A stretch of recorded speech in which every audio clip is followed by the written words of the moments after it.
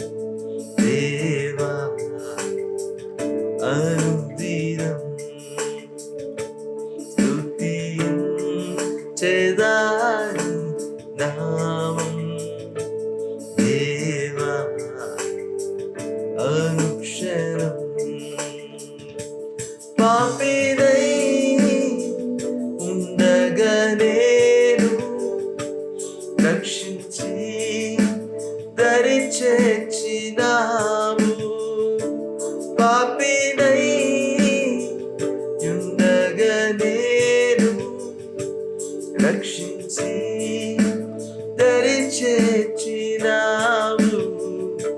నిన్నునే మరువనేసు, నిన్నునే విడువనేసు. స్తుతించెదా నీ నామం దేవా అనుదినం. స్తుతించెదా నీ నామం దేవా అనుక్షణం. స్తుతించెదా నీ నామం దేవా అనుదినం. స్తుతించెదా స్తుతించెదా నీ నామం దేవా అనుక్షణం. ఒకసారి ఆయన జ్ఞాపకం చేసుకోండి. మనం నిర్మూలం అవ్వకుండా ప్రతిరోజు ఆయనకు మన ఎడల నూతనంగా దయ పుట్టుతుందంట. ఆయన కోపం నిమిషం మాత్రం ఉంటుంది, కానీ ఆయన దయ ఆయుష్కాలం అంతా కూడా ఉంటుంది. మన జీవితంలో ఆయన దయను బట్టి హృదయపూర్వక వందనాలు తెలియజేయండి. ఆయన వాత్సల్యతను జ్ఞాపకం చేసుకోండి. ఆయన మహా గొప్ప కనికరమును, ఆయన కృపను జ్ఞాపకం చేసుకోండి. ప్రభుని స్తుతించండి, ప్రభుని గణపరచండి. పాపలమైండగా మనల్ని విడిపించి, పాపపు సంఖ్యల నుంచి విడిపించి మనకు విడుదల దయచేసి తన సొత్తుగా మనం చేసుకున్నాడు. ఈరోజు ఆయన సిలువే మనకు శరణం. ఆయన మనతో ఉండడం క్షేమం, ఆయనతో మనం ఉండడం మన క్షేమం. హల్లెలూయా. ప్రభువానికి వందనాలు, మీకు స్తోత్రాలు. మీరు మాకు అనుగ్రహించిన రక్షణను బట్టి మీకు స్తోత్రాలు. మిమ్మల్ని కాదని మేము ఎక్కడికి వెళ్ళగలం ప్రభు. మిమ్మల్ని ఆరాధిస్తున్నాం, మిమ్మల్ని స్తుతిస్తున్నాం, మీ నామమును ఘనపరుస్తున్నాం. ప్రతిరోజు మా కొరకు మీకు ఉన్నటువంటి దయని బట్టి, మీ కృపను బట్టి, మీ కనికరమును బట్టి, మీ జాలిని బట్టి, మీ కరుణా కటాక్షను బట్టి హృదయపూర్వకంగా మీకు వందనాలు, స్తుతులు, స్తోత్రాలు చెల్లిస్తూ అధిక స్తోత్రం నొందటానికి అర్హుడైనటువంటి మా ప్రాణప్రియుడును మా రక్షకుడైన క్రీస్తు యేసు వారి యొక్క నామంలోనే మా ఈ స్తుతిని, ఆరాధనను మీకే సమర్పిస్తున్నాము తండ్రి. ఆమేన్, ఆమేన్, ఆమేన్, ఆమేన్. Praise Lord. హల్లెలూయా. ప్రభువును స్తుతించడానికి అనేకమైన కారణాలు మన జీవితంలో దేవుడు ఉంచాడు. ఈరోజు ఆయన దయ అందులో చాలా ప్రాముఖ్యమైనది. దేవుని వాక్యం చెప్తుంది, ప్రతిరోజు నూతనంగా మన కొరకు దేవునికి దయ పుట్టుతూ ఉందంట. ఆ దయ మన జీవితంలో ఉండడాన్ని బట్టి, ఆయన దయ సంకల్పం బట్టి ఈరోజు మనం సజీవ లెక్కలో ఉన్నాం. ఈరోజు మనం స్తుతించి బద్దులమై ఉన్నాం. హల్లెలూయా. మరి సజీవులే కదా దేవుని స్తుతిస్తారు. నిర్మూలం కాకుండా మనం ఉన్నామంటే సజీవ లెక్కలో ఉన్నాము. సజీవులుగా ఉన్న మనం స్తుతించాల్సిన వారంగా ఉన్నాము. అనేకమైన రీతిలుగా ప్రభువును స్తుతించడానికి, ఆరాధించడానికి దేవుడు మనకు అవకాశాలు ఇస్తున్నాడు. ముఖ్యంగా ఆయన ఇచ్చిన రక్షణను బట్టి ఆయనకు వందనాలు తెలియచేయండి. మరి ఆయన చేసిన మహోపకారులను బట్టి, మేలును బట్టి హృదయపూర్వకంగా దేవునికి కృతజ్ఞతాస్తుతులు మీరు తెలియజేయాలని మనం చేస్తున్నాను. ఆ విధంగా ఆత్మలో మీరు ఆనందిస్తుండగా మీరు అనుభవిస్తున్న ప్రతి మేలును బట్టి హృదయపూర్వకంగా దేవునికి వందనాలు తెలియచే భాగ్యాన్ని దేవుడు మనందరికీ అనుగ్రహించును గాక. ఆమేన్, ఆమేన్. మంచిది. లెర్న్ టు నో మినిస్ట్రీస్ ద్వారా ప్రతి ఆదివారము ఇలా సాయంత్రం 7 గంటలకు ఈ యొక్క సెషన్ ద్వారా మనం కలుసుకుంటున్నాము. ఈ సెషన్ మీకు దీవెనకరంగా ఉందని నేను నమ్ముతున్నాను. మరి మీ ఫ్రెండ్స్తో కూడా దీన్ని మీరు షేర్ చేయొచ్చని మనం చేస్తున్నాను. ప్రతి బుధవారం కూడా వర్డ్ ఆఫ్ విజ్డమ్ అనేటువంటి వావ్ మెసేజ్ ఇంగ్లీష్లో షార్ట్ మెసేజ్ మీకు అందుబాటులో ఉన్నాయి. ప్రతి బుధవారం సాయంత్రం 7 గంటలకు ఇదే యూట్యూబ్ ఛానల్లో మీకు ప్రీమియర్ అవుతుంది. దాన్ని మీరు వీక్షించాలని మీకు మనం చేస్తున్నాను. ప్రతి శుక్రవారం స్క్రిప్చర్ టైం అనేటువంటి బైబిల్ స్టడీ ప్రోగ్రామ్ తెలుగులో 7 గంటలకు ఉంటుంది. శనివారము సాయంత్రం 7 గంటలకు స్క్రిప్చర్ టైం ఇంగ్లీష్లో మీకు ప్రసారం అవుతుంది. వాటిని కూడా మీరు వీక్షించాలని మీకు మనం చేస్తున్నాను. మరి ప్రతిరోజు మీరు బైబిల్ చదువుతున్నారని నేను నమ్ముతున్నాను. బైబిల్ మీరు చదువుకుంటూ ఉండండి, ధ్యానిస్తూ ఉండండి. అయితే ప్రతిరోజు ఒక డివోషనల్ కూడా చదువుకుంటే బాగుంటుంది అని మీకు అనిపిస్తే ఫేస్బుక్ అండ్ ఇన్స్టాగ్రామ్లో లెర్న్ టు నో అనేటువంటి పేజ్లో మీకు ప్రతిరోజు డైలీ డివోషన్స్ వాక్యానుసారంగా మీకు అందుబాటులో ఉన్నాయి. మరి క్రానలాజికల్గా వాక్యాన్ని మరి అక్కడ మీకు అందిస్తున్నాము. డివోషనల్ చదువుకోవడాన్ని బట్టి కూడా మరి వాక్యం గురించిన సరైన అవగాహన మీకు వస్తుంది కనుక, దాంతోపాటు వచ్చేటువంటి డివోషనల్ ప్రేయర్ ఒక పోస్టర్‌ని కూడా మీకు అందుబాటులో ఉంచుతున్నాము. దాని ద్వారా మీరు ప్రార్థన చేసుకొని మరి ప్రభుతో మీ ఆత్మీయతలో మీరు ఎదగాలని మీకు మనవి చేస్తున్నాను. ఇవన్నీ మీకు దీవెనకరంగా ఉంటే ఖచ్చితంగా వీటిని మీరు మీ ఫ్రెండ్స్‌తో, రిలేషన్స్‌తో కూడా మీరు షేర్ చేయొచ్చని మీకు మనవి చేస్తున్నాను. మరి లెర్న్ టు నో మినిస్ట్రీస్ కొరకు ప్రార్థించండి. మరి ఇంకా అనేక రీతులుగా ప్రభు పరిచర్యలో ముందు కొనసాగటానికి దేవుడు నడిపించినట్లుగా మీరు ప్రార్థనలో జ్ఞాపకం చేసుకోండి. మీకు ఏమైనా ప్రార్థన అవసరాలు ఉన్నాయట్లా మీరు మాకు సంప్రదించినట్లయితే మీకు ప్రార్థించడానికి అవకాశం ఉంటుంది. ఎనీ స్పిరిచువల్ గైడెన్స్ మీకు కావాల్సి వచ్చినా ఎనీథింగ్ మరి మీతో మాట్లాడడానికి అవకాశం ఉంటుంది. కింద తెలియజేయబడుతున్న నంబర్కి మీరు కాల్ చేసి లేకపోతే వాట్సాప్ ద్వారా టెక్స్ట్ చేసి మీరు మాట్లాడచ్చని మీకు మనవి చేస్తున్నాను. బైబిల్ స్టడీస్ ఆసక్తి కలిగిన వారు మరి బైబిల్ స్టడీ మనం చేయాలని మీరు కోరుకుంటే దాని విషయంలో కూడా మీరు తెలియజేయాలని మీకు మనవి చేస్తున్నాను. మంచిది. దేవుని వాక్యంలోకి వెళ్దాం. దేవుని వాక్యం వచ్చి ఈరోజు ప్రాముఖ్యమైన ఒక విషయాన్ని మనం నేర్చుకోవడానికి ప్రయత్నం చేద్దాం.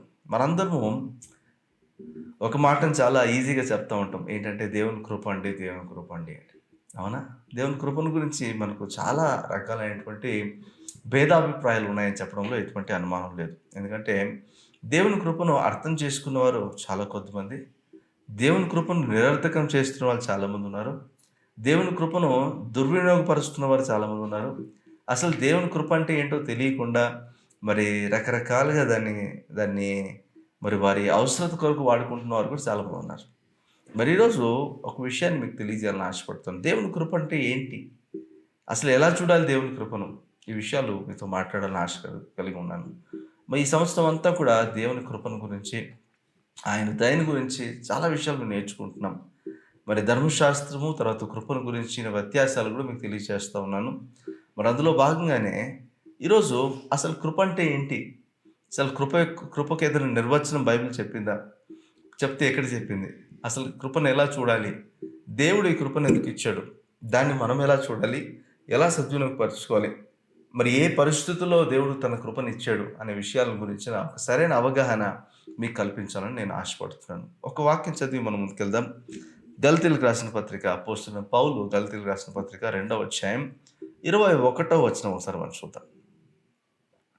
నేను దేవుని కృపను నిరర్థకం చేయను, నీతి ధర్మశాస్త్రం వలన అయితే ఆ పక్షమందు క్రీస్తు చనిపోయినది నిష్ప్రయోజనమే. నీతి ధర్మశాస్త్రం వలన మనకు ఆపాదించబడితే క్రీస్తు మన కొరకు చనిపోవడము ఉట్టిదేనంట, అంటే నిష్ప్రయోజనకరమైందంట. ఎందుకంటే దేవుని కృపను నిరర్థకం చేయకుండా మనం కృపను అర్థం చేసుకొని కృపను అనుసరించి కృపను చక్కగా సద్వినియోగపరచుకోవాలంటే ఆ కృప ఏంటో మనకు అర్థం అవ్వాలి. కృపను నేను కృపకు ఇవ్వాలంటే మరి బైబిల్లోనైతే నేను కృప ఒక రీతిగా ఒక ప్రాపర్ నిర్వచనాన్ని అయితే నేను చెప్పలేకపోవచ్చు. ఎందుకంటే కృపను గురించి అనేకమైన రీతులుగా దేవుని వాక్యం మనకు బోధిస్తుంది. పాత నిబంధనలు కూడా మన కృప కనపడుతుంది. మన నూతన నిబంధనలో కృప ఇంకా ఖచ్చితంగా ఉంది. ఇప్పుడు చూస్తే మనము ధర్మశాస్త్రం కింద లేము కానీ కృప కింద మనం ఉన్నామని చూస్తున్నాము. కృపాయుగంలో కృపాకాలంలో మనం ఉన్నాం కాబట్టి మనకి ఇష్టం వచ్చిన విధంగా మనం జీవించవచ్చు. దేవుడు కృప చూపిస్తాడు అని మాత్రం మనకు తెలుసు. కానీ నిజంగా కృప అంటే ఏంటి అనే ఒక మాట మనం అర్థం చేసుకోవాలి. ఇంగ్లీష్లో చాలా చక్కగా ఉంటుంది గ్రేస్ అనే మాట. గ్రేస్ అనే మాట 5 అక్షరాలతో అక్కడ ఉన్నట్టుగా చూస్తున్నాం. జీసస్ అనే మాట కూడా 5 అక్షరాలతో ఉంటుంది. ట్రూత్ అనే మాట, సత్యము, అది కూడా 5 అక్షరాల్లో ఉంటుంది. ఓకే, పవర్ అనే మాట కూడా 5 అక్షరాల్లో ఉంటుంది. ఇవన్నీ కూడా యేసు ప్రభువుకు సదృశ్యంగా ఉన్నాయని మనం చూస్తున్నాం. మరి కృప అంటే యేసు ప్రభు, నిలబెత్త రూపం ఎవరంటే యేసు ప్రభువే. కృపను మనం అర్థం చేసుకోవాలంటే యేసు ప్రభుని మనం అర్థం చేసుకోవాలి. కృపను మనం అర్థం చేసుకోవాలంటే యేసు ప్రభు యొక్క జన్మ, ఆయన మరణము, ఆయన పునరుద్ధానము మనం అర్థం చేసుకోవాలి. కృప మనకు అర్థం అవ్వాలి అని అంటే దేవుని యొక్క నిర్వచనాన్ని మనం అర్థం చేసుకోవడానికి ప్రయత్నం చేయాలి. యేసుక్రీస్తు ఈ లోకానికి వచ్చి పాపమును ధరించుకొని మన పాపాన్ని అంతా తన మీద వేసుకొని తను చనిపోయాడు, బలియాగం చేయబడ్డాడు అంటే అందులో కృపను మనం అర్థం చేసుకోవాలి.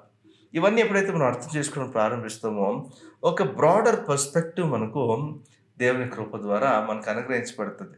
ఎప్పుడైతే ఇంత విశాలమైనటువంటి ఒక సబ్జెక్ట్ని మనము ధ్యానించడం ప్రారంభిస్తామో దేవుని కృప మనకు అర్థమవడం ప్రారంభమవుతుంది.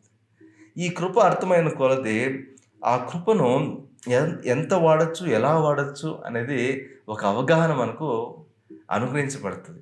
ఆ అవగాహనతోటి దేవుని సంతృప్తి పరిచేటువంటి జీవిత విధానంలోకి మనం వెళ్ళొచ్చు. ఆమేన్. ఇదంతా ఒక ప్రాసెస్ గుండా జరగాలి. ఒక్కసారిగా మీకు లాటరీ తగిలి ఒక ₹1,00,00,000 మీకు ఇచ్చారనుకోండి. ఆ ₹1,00,00,000ని ఎలా వాడాలో తెలియక చాలామంది ఏం చేస్తారు, దాన్ని పోగొట్టుకుంటారు. అవునా? అయితే డబ్బు విలువ తెలిసిన వారు ఆ ₹1,00,00,000ని ఎలా దాన్ని డబుల్ చేయగలరో, ట్రిపుల్ చేయగలరో దాన్ని ఆ విధంగా చేయటానికి కూడా ఇష్టపడతారు. అవునా? యేసు ప్రభువు చెప్పిన ఉపమానాల్లో మరి తలాంతులనిచ్చి వెళ్ళిపోయినటువంటి ఆ రిచ్ పర్సన్‌ని చూడండి. తలాంతులిచ్చి వెళ్ళిపోయాడు. ఆ తలాంతులను డబుల్ చేసిన వాళ్ళున్నారు. కానీ ఇచ్చిన తలాంతుని వాడకుండా దాచిపెట్టిన వాళ్ళు కూడా ఉన్నారు. కృపను చాలామంది దుర్వినియోగపరుస్తారు. కృపను కొంతమంది వాడనే వాడరు. కొంతమంది కృపలో వరదిల్లుతూ ఉంటారు. వారికి కృప వెంబడి కృప అనుగ్రహించబడతది అని కూడా చూస్తున్నాం. లాస్ట్ టైం మనం మాట్లాడుకున్నప్పుడు యేసుక్రీస్తు ద్వారా కృపా, సత్యం ఈ లోకానికి వచ్చాయని చూస్తున్నాము. ఆ తర్వాత యేసుక్రీస్తు వలన మనం కృప వెంబడి కృపను పొంది ఉన్నాము అనే మాట మనం చూస్తున్నాం. ఇంగ్లీష్‌లో చాలా చక్కగా గ్రేస్ అనే మాటకు ఒక అక్రోనియం లాగా దాన్ని విడమర్చి చెప్పడం చూస్తున్నాం. God's riches at Christ expense అని. అంటే క్రీస్తును అక్కడ బలిగా అర్పించడాన్ని బట్టి దేవుడు తన సర్వ సంపదను మనకి ఇచ్చాడు అని అర్థం. అంటే దేవుని కృపను అర్థం చేసుకోవాలంటే ఏంటంటే, క్రీస్తు ప్రభు మరణాన్ని బట్టి మనము ఆయన యొక్క సంపదలో నుంచి మనము అనుభవిస్తున్నటువంటి దయ అన్నట్టుగా కృపను ఒక నిర్వచనంలాగా మనం చూడొచ్చు. అయితే ఈ కృప నిజంగా క్రీస్తు యేసు ద్వారానే కలిగిందా? వేరే ఏ రూపంలోనూ మనకు కలగలేదంటే ఏ రూపంలోనూ కలగలేదు. ఎలా చెప్పగలరు ఈ మాట అని మీరు నన్ను అడిగితే చాలా విషయాలు నేను మీకు చూపించగలను. అయితే ఒక్క విషయాన్ని మీతో ఈరోజు నేను పంచుకోవాలని ఆశపడుతున్నాను. కృప పాత నిబంధనలో కూడా ఉంది అని నేను చెప్తున్నాను. ఎలా ఉంది పాత నిబంధనలను చూస్తే, మరి నోవహు కాలంలో నోవహు దేవుని ఎదుట కృపను పొందెను అని మనం చూస్తున్నాం. దేవుని దృష్టిలో కృపను పొందిన వాడిగా ఉన్నాడంట నోవహు. అంటే పాత నిబంధనలో కూడా కృప కనిపిస్తుంది. అంటే ఏంటి ఆ కృప అంటే, మరి ప్రపంచంలో ప్రతి ఒక్కరు కూడా పాపం చేసి దేవుడు అనుగ్రహించి మహిమను పొందలేక, మరి వారి విధానాలు కావచ్చు, వారి జీవిత శైలి కావచ్చు, అంతా కూడా అంత పరవశం ఎక్కువైపోయింది. అలాంటి టైంలో కూడా ఒక వ్యక్తి నిందారహితుడిగా దేవుని దృష్టిలో నీతిమంతుడిగా తీర్చబడగలుగుతున్నాడంటే అది దేవుని కృప కాకపోతే ఇంకేంటి? ఇప్పుడు ఒక మనిషిలో పర్ఫెక్షన్ ఉంటుందా చెప్పండి మీరే? యేసు ప్రభువు మాత్రమే ఈ లోకంలో పుట్టిన వ్యక్తుల్లో పరిశుద్ధంగా జీవించాడు. నాలో ఏ పాపమైనా ఉంటే మీరు ఎత్తి చూపించండి అని మీరు నిర్ధారించగలరా అని సవాలు విసినటువంటి యేసు ప్రభు ఉన్నాడు. ఆయన ఒకవైపు ఉన్నాడు. మిగతా వాళ్ళందరూ కూడా ప్రతి ఒక్కరు దేవుని మహిమను పొందలేకుండా పాపం చేసి తొలగిపోయిన వారే. ఇప్పుడు అలాంటి వారి గుంపులో నోవహు వస్తున్నాడు. నోవహుని దేవుడు అంటున్నాడు, ఇతను నీతిమంతుడు, ఇతను దేవుని కృపను పొందాడు కాబట్టి నీతిమంతుడిగా తీర్చబడ్డాడని చూస్తున్నాం. మరి నోవహులో కూడా తప్పులు లేకపోలేదంటే ఖచ్చితంగా ఉండుంటాయి. కానీ నోవహు దేవుని వల్ల కృప పొందాడని చూస్తున్నాము. ఆ కృప అతను ఏం చేసింది? అతన్ని తప్పించింది పాపం నుంచి. అతడు పరిశుద్ధంగా జీవించడానికి ఆ కృప అతనికి తోడై ఉందని చూస్తున్నాం. ఆ కృప అనేటువంటి ఒక అంబ్రెల్లా కింద, ఆ గొడుగు కింద ఇప్పుడు తన కుటుంబం అందరూ కూడా వారు ఆశ్రయం పొందుతున్నట్టుగా చూస్తున్నాం. ఇది పాత నిబంధనలో కేవలం ఒక్క ఉదాహరణ మాత్రమే నేను మీతో చెప్పాను. అలా నూతన నిబంధనలో మనకు అనేకమైనటువంటి ఉదాహరణలు మనకు కనిపిస్తాయి.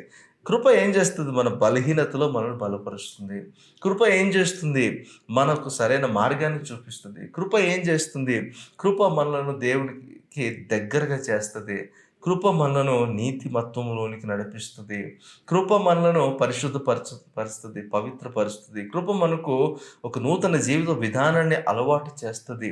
కృప మనలను దేవునికి నచ్చినట్లుగా జీవించడానికి ఒక మార్గాన్ని మన కొరకు సరళం చేస్తుంది అని మనం చూస్తున్నాం. ఈ కృపను ఎవరు ఎలా వినియోగించుకుంటారనేది, కృపను వాళ్ళు ఎలా అర్థం చేసుకున్నారనే దాన్ని బట్టి ఆధారపడి ఉంటుందనే విషయాన్ని కూడా మీకు తెలియజేస్తున్నాను. ఇప్పుడు ఇవన్నీ నేను చెప్పడానికి గల కారణం ఏంటి అంటే, క్రీస్తు యేసు ద్వారా మనకు కృప ఎంత అపరిమితంగా అనుగ్రహించబడతా ఉంది అనేది మనం అర్థం చేసుకోవాలి.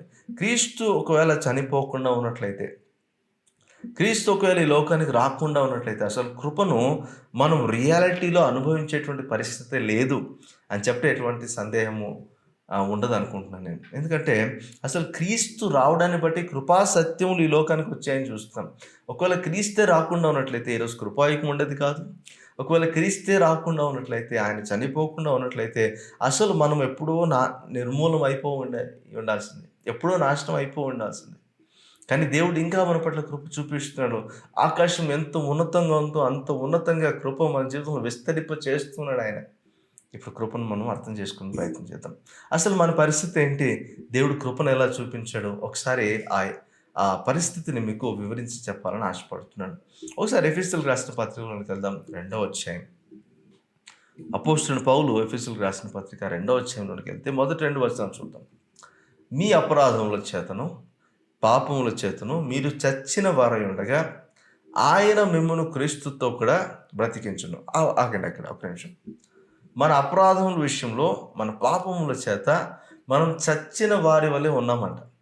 చచ్చిన వారై ఉన్నారు అంటే చచ్చిన వారి వలె కాదు, చచ్చిన వారై ఉండగా ఆయన మిమ్మును క్రీస్తుతో కూడా బ్రతికించను. అంటే మన పాపముల విషయంలో, మన దోషముల విషయంలో మనం చచ్చిపోయాం. అంటే మనము ఇక మన క్రూకలు చెల్లిపోయినాయి, మనం చచ్చిపోయాం అర్థం. కానీ ఆయన దయ చూపించాడు, మన పాపములను ఆయన క్షమించాడని చూస్తున్నాం. హల్లెలూయా. మన పాపములను క్షమించడం మాత్రమే కాదు, ఇప్పుడు మనల్ని క్రీస్తుతో కూడా తిరిగి బ్రతికించాడంట. ఎందుకు? మరి అదే పాపాలు చేయమనా, మరి అదే అపరాధాలు చేయమనా, మరి అదే అతిక్రమములు దోషములు చేస్తూ మరి అదే పాపపు రోత జీవితాన్ని జీవించమనా? కాదు. పరిశుద్ధంగా దేవునికి తగినట్లుగా, దేవుని యొక్క బలియాగంకు తగినట్లుగా పరిశుద్ధపరచబడిన జీవితం జీవించడానికి మరలా మనం బ్రతికించబడ్డామంట. ఇది కృప అంటే. హల్లెలూయా. చచ్చిపోయిన వారిని అలాగే వదిలేయలేదు. చచ్చిపోయిన వారిని దేని చేత చంపబడ్డారు అని గ్రహించాడు. మనం చచ్చిపోయిన మనలను తిరిగి బ్రతికింప చేసాడంట. బ్రతికించి మనల్ని చంపడానికి కాదు, ఈసారి బ్రతికించింది మనము నిలబెట్టడానికి, మనలను జీవింప చేయడానికి అని మనం చూస్తాం. ఇక్కడ చచ్చిన స్థితిలో ఉన్న మనకు దయ చూపించాడు. ఫస్ట్ దయా కృప రెండు కలిసి పనిచేస్తాయి. దయ పనిచేసిన తర్వాత దాని నెక్స్ట్ స్టెప్పే కృప. దయ లేకుండా కృప పనిచేయడం అనేది జరగదు. దయ ఎందుకు చూపిస్తాడంటే క్షమిస్తాడు. మన పాపం విషయంలో, మన దోషముల విషయంలో, మన అతిక్రమం విషయంలో మనకు క్షమిస్తాడు. క్షమించి మనకు నూతన అవకాశాన్ని ఇస్తున్నాడు పరిశుద్ధంగా జీవించడానికి. ఇంకొక నూతన అవకాశం ఇస్తున్నాడు. నిజంగా ఆ కృపను వినియోగించుకుంటారా లేదా, ఆ దయను నిర్వీర్యం చేసేస్తారా లేదా అని చెప్తున్నట్టుగా 2వ వచనం చూద్దాం. మీరు వాటిని చేయొచ్చు, వేటిని? అపరాధములను పాపములను చేయొచ్చు, వాయుమండల సంబంధమైన అధిపతిని అనగా అవిధేయులైన వారిని ఇప్పుడు ప్రేరేపించు శక్తికి అధిపతిని అనుసరించి ఈ ప్రపంచ ధర్మము చొప్పున మునుపు నడుచుకుంటారు. ఇంతవరకు మీరు ఎలా నడుచుకుంటున్నారంట? ఈ వాయుమండల అధిపతి అంటే ఈ అపవాది యొక్క గుప్పెట్లో మీరు ఉండిపోయి, అపవాది యొక్క సంఖ్యలలో మీరు ఉండిపోయి, వాడికి తోచినట్లుగా వాడు మిమ్మల్ని ప్రేరేపిస్తుండగా మీరు శోధించబడుతూ, మీరు అనేకమైన పాపాలు చేస్తూ, అపరాధాలు చేస్తూ, అతిక్రమ క్రియలు చేస్తూ, మీకు నచ్చినట్టుగా మీరు జీవిస్తూ వచ్చారు. ఈ లోక ధర్మాన్ని బట్టి, ప్రపంచం యొక్క ధర్మం బట్టి మీరు వాటిని అనుసరించి నడుచుకుంటూ వచ్చారు ఇంతవరకు. అది మీ జీవిత విధానము, అది మీ పరిస్థితి అని దేవుని వాక్యం చెప్తా ఉంది. పౌలు భక్తుడు చాలా చక్కగా ఎఫెసీయులకు రాసిన పత్రికలో ఈ మాట చెప్తా ఉన్నాడు. మీరు అలా జీవిస్తూ ఉన్నారు, అలా మీ బ్రతుకులు ఆ విధంగా ఉన్నాయి. అయితే 3వ వచనం చూడండి. ఎఫెసీయులకు రాసిన పత్రిక 2వ అధ్యాయం 3వ వచనం చూడండి. వారితో కలిసి మనం అందరమును శరీరము యొక్కయు మనస్సు యొక్కయు కోరికలను నెరవేర్చుకొనుచు మన శరీరాశలను అనుసరించి మునుపు ప్రవర్తించుచు కడమ వారి వలనే స్వభావ సిద్ధముగా దైవోగ్రతకు పాత్రులమై ఉన్నాము. మనందరం కూడా మన శరీరానికి సంబంధించి, మన మనసుకు సంబంధించి, మన హృదయానికి సంబంధించి, మన తలంపులకు, మన ఆశలకు, మన ఆశయాలకు సంబంధించినటువంటి అనేకమైన పాపాలకు, అనేకమైన శోధనలకు మనం లొంగిపోయి, ఆ పాపం యొక్క గుప్పెట్లో మనం ఉండిపోయి, ఆ పాపం మనకు దాసులుగా మారిపోయి, మన విపరీతమైనటువంటి పాపపు ధోరణిలో మన జీవితాలు జీవిస్తున్నాము. అయితే మనకు నచ్చిన రీతిలో శరీరాశకు, నేత్రాశకు, జీవపు డబ్బానికి అలవాటు పడిపోయి దేవునికి దూరంగా వెళ్ళిపోతూ స్వభావ సిద్ధముగా దైవోగ్రతకు పాత్రులమై ఉన్నాము. మరి దైవ ఉగ్రత మన మీదకి రావాల్సిన అవసరత ఎంతైనా ఉంది. ఎందుకంటే మనం చేస్తున్న క్రియలు అలాంటివి అని మనం చూస్తున్నాం. అయితే ఈ క్రియలను బట్టి మనం శిక్షించాడా? మనల్ని క్షమించాడా? ఆలోచన చేయండి. దైవోగ్రతకు పాత్రులమైన మనలను ఆయన పాతాళంలోకి విడిచిపెట్టలేదు. లేకపోతే ఆయన మనల్ని క్షమించకుండా విడిచిపెట్టలేదు. మనం శిక్షిస్తూనే ఉండడం లేదు. ఆయన మన పట్ల కనికరం చూపించాడు. దయ చూపించాడు. అక్కడ నుంచి ప్రారంభమవుతుంది కృప. హల్లెలూయా! ఈరోజు మనం శిక్షించకుండా, మనం నిర్మూలం అవ్వకుండా ప్రతిరోజు నూతన అవకాశం ఇస్తున్నాడంటే ఆయన దయ. అయితే నూతన అవకాశం ఇచ్చిన తర్వాత, ఆ నూతన అవకాశంలో దేవునికి తగినట్టుగా జీవించడానికి దేవుడు తన కృపను అనుగ్రహించడం ప్రారంభిస్తాడు. నెక్స్ట్ వచనం చూడండి. 4, 5 వచనాల్లో. 4, 5 వచనాల్లో ఈ మాట చెప్తున్నాడు. అయినను దేవుడు కరుణా సంపన్నుడై ఉండి, మనము మన అపరాధముల చేత చచ్చిన వారమై ఉండినప్పుడు సైతము మన ఎడల చూపిన తన మహాప్రేమ చేత మనలను క్రీస్తుతో కూడా బ్రతికించను. కృప చేత మీరు రక్షింపబడి ఉన్నారు. అసలు ఈ మాటలు చూడండి. చచ్చిన స్థితిలో ఉన్నప్పుడు మనలను బ్రతికించాడు అని మొదటి వచనంలో చూస్తున్నాము. అసలు ఎలా బ్రతికించాడు అని మనం చూస్తే, అసలు మనం దైవోగ్రతకు పాత్రులమై ఉన్నాము అనేటువంటి మన కండిషన్‌ని చూపిస్తూ, అయితే దేవుడి యొక్క మహాకృప ఎలాంటిదో చూపిస్తున్నాడు. దేవుడు కరుణా సంపన్నుడై ఉండి, అంటే ఆయన కరుణ చూపించుటలో సంపన్నుడై ఉండి, మనల్ని శిక్షింపక మన పట్ల కరుణ చూపిస్తూ, మనము మన అపరాధముల చేత చచ్చిన వారమై ఉండినప్పుడు సైతము మనలను తన మహాప్రేమ చేత మనలను క్రీస్తుతో కూడా బ్రతికించును. తన మహాప్రేమ చేత, తన మహాకరుణ చేత, తన దయ చేత, తన కృప చేత మనల్ని రక్షించుకున్నాడంట. మనల్ని బ్రతికింప చేశాడంట. ఈరోజు మనం జీవిస్తున్నది మన మెరిట్‌ని బట్టి కాదు, మన ఆధిక్యతలను బట్టి కాదు. దేవుడు మనలను సజీవులుగా ఉంచాడు. మనల్ని బ్రతికింప చేస్తున్నాడు. ఎందుకంటే ఆయన కరుణా సంపన్నుడైనాడు. ఆయన ప్రేమ సంపన్నుడై ఉన్నాడు. ఆయన ప్రేమపూర్ణుడుగా ఉన్నాడు. కనికర సంపన్నుడుగా ఉన్నాడు కాబట్టి మనల్ని క్షమించడం మాత్రమే కాదు, మనలను ముందుకు నడిపించడానికి, తన మార్గంలో నడిపించడానికి, తన నామమును బట్టి నీతి అనే మార్గంలో మనల్ని నడిపించడానికి ఆయన ఇష్టపడేవాడుగా ఉంటున్నాడు. కృప ద్వారానే మనల్ని రక్షించుకున్నాడు అన్న మాట మనం చూస్తున్నాం. అసలు ఇవన్నీ ఎలా సాధ్యమయ్యాయి? అసలు దైవోగ్రతకు పాత్రులం అవ్వాల్సిన మనము ఇప్పుడు చలామణి అవుతున్నాము. అంటే ఒక ఒక తప్పు చేసిన వ్యక్తి జైల్లో మగ్గాలి. అయితే జైల్లో ఉండకుండా జామీనిచ్చి బయటకు తిప్పుతున్నారు వాడిని. హల్లెలూయా! జామీనిచ్చి బయటకు తిప్పుతున్నాడంటే, జామీనిచ్చిన వ్యక్తి ఏం చేస్తాడు? ఒక గ్యారంటీగా ఉంటాడు. దేని కొరకు గ్యారంటీగా ఉంటాడు? ఇప్పుడు ఈ తప్పు చేసిన వ్యక్తి లోకంలోనికి వెళ్తున్నాడు. తప్పు చేయకుండా ఉండటానికి ఒక వ్యక్తి, లోకంలో పేరు మోసిన ఒక వ్యక్తి, ఒక మంచి ఉనికి కలిగినటువంటి వ్యక్తి, ఒక మంచి సాక్ష్యం కలిగినటువంటి వ్యక్తి వచ్చి సంతకం చేసి, ఒక జామీను పేపర్ మీద సంతకం చేసి, నాది బాధ్యత, అతను మంచిగా ఉంటాడు అని అతన్ని బయటికి తీసుకొస్తున్నాడు. ఈరోజు మనలో ఆ విధంగా యేసు ప్రభువు బయటికి తీసుకొచ్చాడని మనం చూస్తున్నాం. హల్లెలూయా! ఈరోజు ఆయన మనల్ని బయటికి తీసుకొస్తున్నాడు పేరోల మీద. ఇప్పుడు ఇక మనము ఖండించబడి లేము. మనం బయట చలామణి అవుతున్నాం. బయట అందరిలాగానే మనం కూడా తిరుగుతున్నాం. కానీ ఒకప్పుడు శిక్షకు పాత్రులమై మనం జైల్లో ఉండవలసిన వారం. కానీ మనకు జామీన్ ఇచ్చాడంట. ఈ జామీన్ ఎలాంటిదంటే తెలుసా? మరలా మిమ్మల్ని లోపలికి తీసుకొని ఏసేది కాదు. ఒకవేళ మీరు తప్పు చేస్తే మరలా మీకు అవకాశం ఇచ్చి, అరే! ఈ తప్పును నువ్వు సరిచేసుకోవాలి. మరలా నువ్వు సంఖ్యలలోకి వెళ్ళిపోకూడదు అని ఈ కృప మనల్ని బలపరుస్తూ ఉంటదంట. ఈ కృప యొక్క గొప్పతనాన్ని అర్థం చేసుకోవడానికి ప్రయత్నం చేయండి. ఈ కృప ఎవరికైతే అర్థమవుతుందో, ఈ కృపను ఎందరైతే అర్థం చేసుకోవడానికి ప్రయత్నం చేస్తారో వారి జీవితంలో దేవుడు తను తాను గొప్పగా కనపరుచుకుంటాడంట. హల్లెలూయా! తను తాను గొప్పగా కనపరుచుకోవడం మాత్రమే కాదు, ఆ కృపను బట్టి తన ప్రజలు కూడా తన స్థాయిలో తనను ప్రతిబింబించేలా ఈ లోకంలో జీవించేటట్లు చేస్తాడంట. హల్లెలూయా! ఈరోజు ఆయన మహా కనికరమును బట్టి, ఆయన మహా ప్రేమను బట్టి దైవోగ్రతకు పాత్రులమైన మనలను క్రీస్తుతో కూడా తిరిగి బ్రతికింప చేశాడు. హల్లెలూయా! క్రీస్తుతో కూడా బ్రతికించడాన్ని బట్టి మనం క్రీస్తును పోలి నడుచుకోవాలని, క్రీస్తు ప్రతినిధులుగా క్రీస్తును ప్రతిబింబించేలా జీవించాలనేటువంటిది ఆయనకు ఉద్దేశంగా మనకు కనిపిస్తుంది. ఇది కాదా కృప అంటే? చచ్చిన స్థితిలో ఉన్న మనలను లేవనెత్తాడు. ఇంకా బ్రతకలేమనుకున్న మనల్ని లేవనెత్తాడు. మనం చూస్తాం కదా, మరి ఎండిన ఎముకలను ఆయన ఒక గొప్ప సమూహంగా మార్చాడంట. ఎండిన ఎముకలంటే అసలు దాని స్టేట్ మీరు గమనిస్తే, ఎండిన ఎముకలు ఎప్పటికి తయారవుతాయంటే, మొత్తం ఫ్లెష్ అంతా వెళ్ళిపోయి, ఆ పార్ట్ పెట్టిన తర్వాత ఫ్లెష్ అంతా వెళ్ళిపోయి, లోపల లోపలే అది కుళ్ళిపోయి డ్రై అయిపోతాయంట. ఎంత ఎంత డ్రై అయిపోతాయంటే, ఇలా అంటే అలా విరిగిపోతాయంట. అంత డ్రై అయిపోయి పౌడర్ వచ్చేంతగా డ్రై అయిపోతాయంట. అలా జరగాలంటే ఎంత కాలం పడతదో చూడండి. అలా అసలుకి దాంట్లో మాయిశ్చరే లేదు. ఇక దాంట్లో తేమ అనేది లేకుండా పొడిగా అయిపోయింది. అలాంటి దాన్ని మరలా జీవము కలుగజేసి, మళ్ళా బోన్ మ్యారో దాంట్లోకి ఇచ్చి, మళ్ళీ రక్తము ప్రవహింపచేసి, మళ్ళీ దాని మీద టిష్యూ పెట్టి, దాని మీద ఆ శరీరాన్ని కప్పి, మొత్తము ఒక బాడీని సిద్ధపరిచి, దాంట్లో జీవాన్ని ఇచ్చి, ఆ వ్యక్తిని ఒక సైన్య సమూహంగా నిలబెట్టడము దేవునికే సాధ్యమైన విషయం. హల్లెలూయా!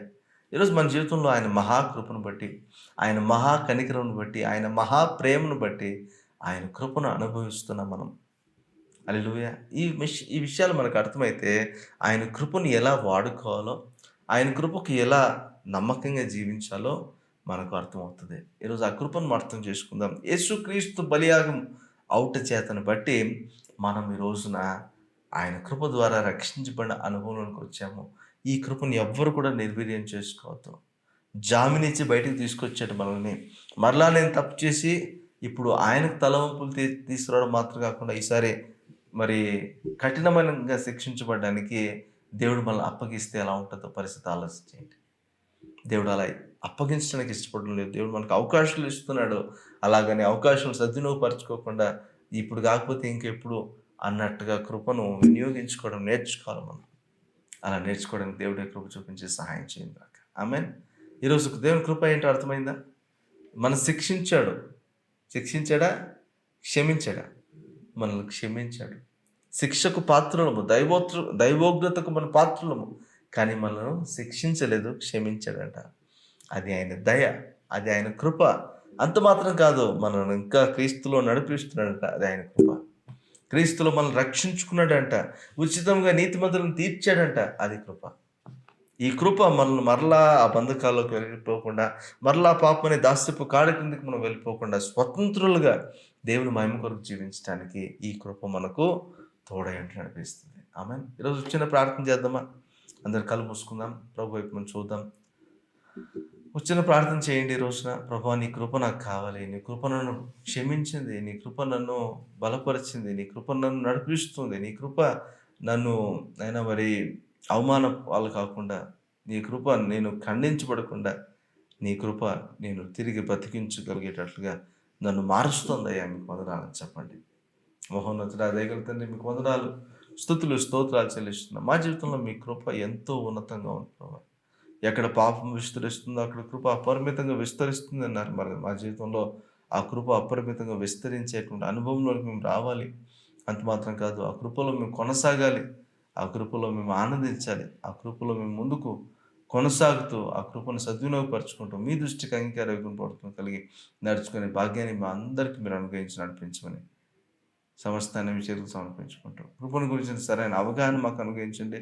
తద్వారా కృపలో కొనసాగే భాగ్యాన్ని మాకు అనుగ్రహించి నడిపించమని మా ప్రభువును రక్షకుడు అయిన క్రీస్తు యేసు నామములో అడిగి వేడుకొని పొందుకున్నాము, నమ్ముచున్నాము తండ్రి. ఆమేన్. ఆమేన్. Thank you so much. మీరు దీవించబడుతున్నాను నేను నమ్ముతున్నాను.